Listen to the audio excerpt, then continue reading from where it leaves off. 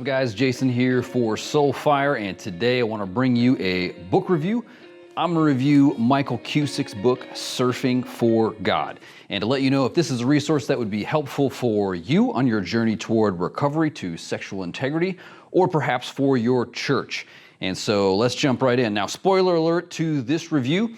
This is a book that the Navigators, the company that I work for, has been using for a number of years. It's a book I'm familiar with. I have led about half a dozen groups of men through this book. But let's jump in here. Let's talk about our author, Michael John Cusick.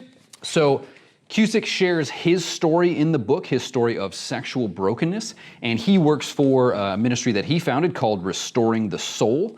And so he has a podcast and he does intensive weekends for men, and he also is a speaker and obviously an author as well. He's primarily writing to men in the church. This book is written from a biblical perspective who are struggling with issues of sexual brokenness. Now, I do think women could benefit from this book, but his primary audience is men, and especially to the women out there, this may be a good resource to help you understand if your husband is struggling. Well, the premise is that our desire to pursue pornography or other sexual brokenness is really not rooted in sex, but that it actually is something much deeper, and it goes to our divine desire that God has given us, and a desire to be in intimate connection with Him and intimate connections with others. One of the things that stuck out to me in this book was his perspective on his faith during his journey to recovery, how it really was his perspective that as a Christian, he shouldn't have any struggles or issues. So I got a quote here from the book.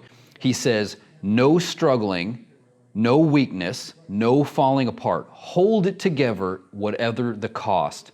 This was the cardinal rule for my fledgling faith." One of the things that he does a really good job in this book is he does an excellent job describing the lure and the lies of pornography. What is it offering to men? Why is it so attractive? Why do so many find themselves falling into this addiction? Overall, to me, I'd say the best part of this book is that he avoids behavioral modification.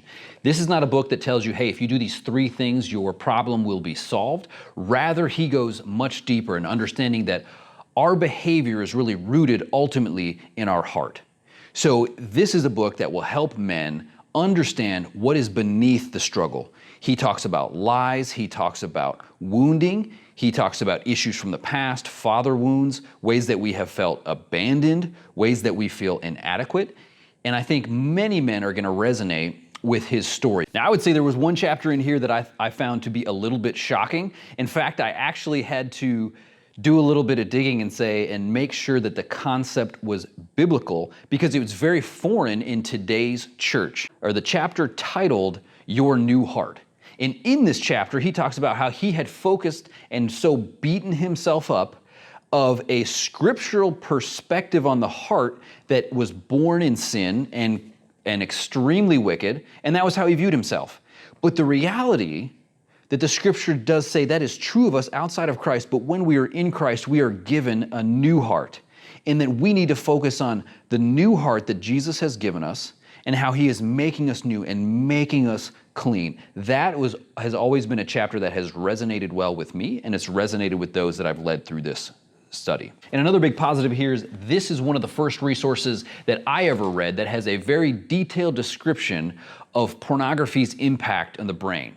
He has some great neuroscience in there that will help us understand why can't people who are struggling stop? What's going on in the brain? Excellent resource for that. Okay, so let's talk about maybe what are some of the challenges that I see in this book. And really I have one, and that is this. He focuses so much on the heart, which I think is good, that I don't think he left us with a ton of practical how-tos and some things that people should practically put into place. So for example, if someone is reading this by themselves and they're just getting some information, and maybe as a man they would struggle to do some of the soul care work that he challenges them to do, things like journaling, processing through prayer walks, and a number of things that are not going to come naturally for men, I think guys are going to struggle to do that in isolation. Now, if you do the book in the context of a group where you have some accountability built in, I think it could be really helpful. But at the end of the day, the one thing I see lacking here is there wasn't a whole ton of practical things for guys to do. And that's actually one of the reasons that his ministry offers other avenues. He not only has a podcast, but he has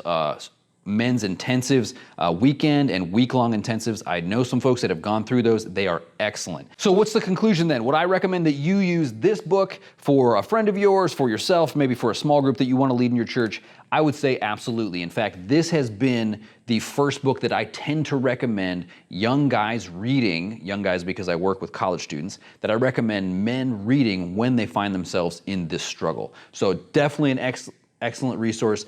I would recommend that you check it out. You can check out his ministry at restoringthesoul.com. Yeah, thanks so much for watching. If you enjoyed this video, hit the thumbs up, maybe subscribe if you want to get more content like this. This is Jason from Soulfire. Have a good one.